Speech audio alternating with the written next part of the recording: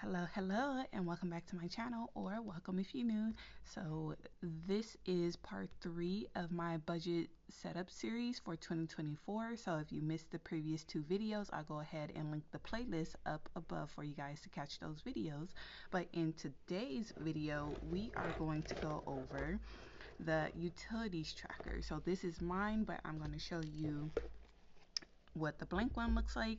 So you have 3 spaces for 3 different utilities. So what I'm tracking is water, gas, and electric, and you have space for the utilities from January to December, and then you can write down your prior year utilities so that in the current year in 2024 you can look at your prior period bill and estimate how much your bill is going to be for the current month that you're in. And I thought this was a really good tracker because when the seasons change, you want to be able to, as much as possible, estimate what your bill is going to be, especially in those summer months. For those of you who don't have solar panels, that electric bill can be absolutely brutal.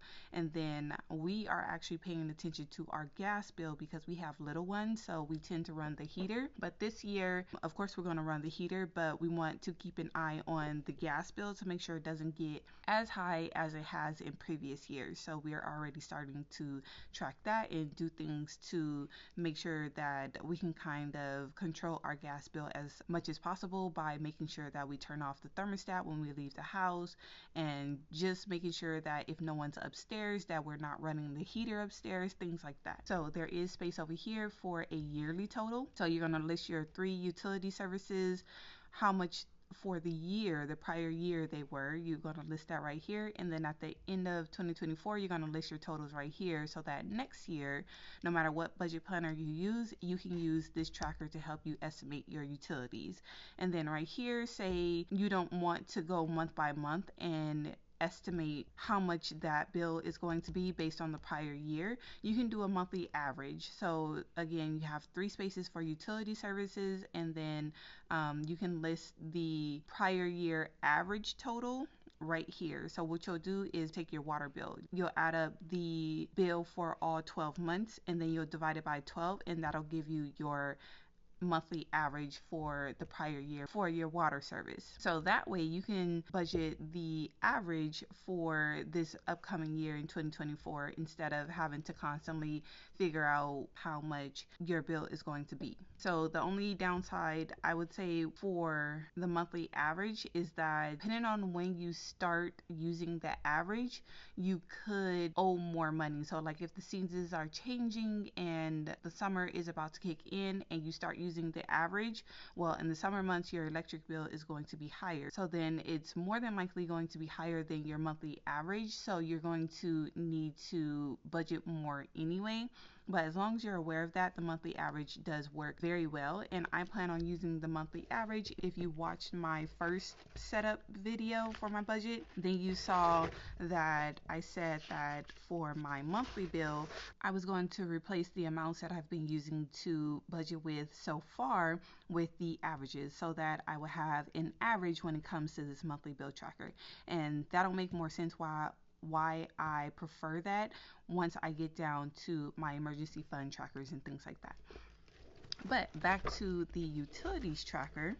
So I already filled in my amounts for 2023, and I'm actually going to, since this is a fully undated planner, I had to get creative on the headers with prior year and current year. But since I'm going to use this for 2024, I can go ahead and update these titles according to the years, just so that's clearer to me, and that's the way I prefer it. So we're going to take, oops, I'll make sure this pen writes, because sometimes, okay, so I'm going to relabel this column as 2023, and then this is 2024, and then whoops, I shouldn't have whited this out because I should have stayed the yearly total, but we'll go ahead and change that in a second. So 2023,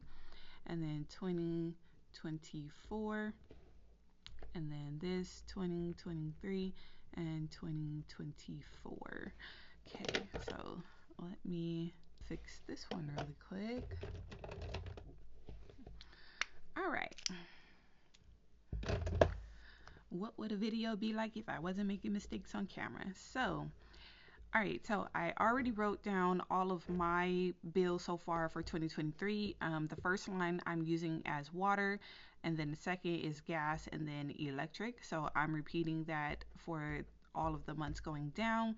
And then again, at the end of the year, once 2023 is over, I'll go ahead and fill in these sections. And then right here, you do have that notes space. So for mine, I am tracking how much for California they're going to give in climate credits because they have been doing that for years now.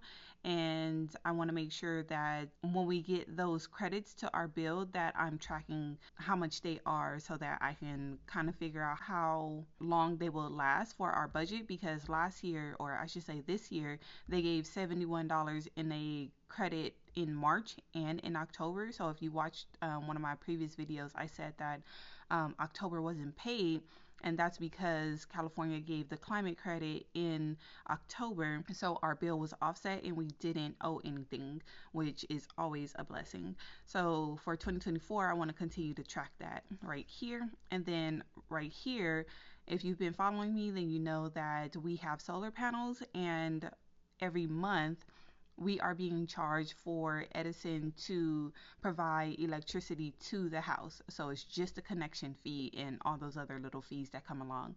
But our actual usage is billed on an annual basis, and that bill is due in June. So I put a little section right here so I can note down how much. Oh, I put June usage, but I'm going to do June bill, and then that way I could put annual usage adjustment. So how much did they adjust our bill for our annual usage? And then I could put the total bill due in June. So that is what I put right there. And then I have space for additional notes throughout the year, but usually this is all I need to track. Yeah, so this was a really easy video, but I think this tracker is very useful. So I hope you guys find it useful as well. And don't forget, the planners will be available this Black Friday weekend. I am working on the website still so I can have it up. It's going to go live Black Friday, but I'm trying to get you guys a time. And I'm thinking sometime in the afternoon, and you have plenty of time to get to the website and browse around before you make your purchase if that's what you choose to do. Again, I hope you guys found this video useful. If you did, go ahead and hit that like button, and I'll catch you guys in the next one. Bye.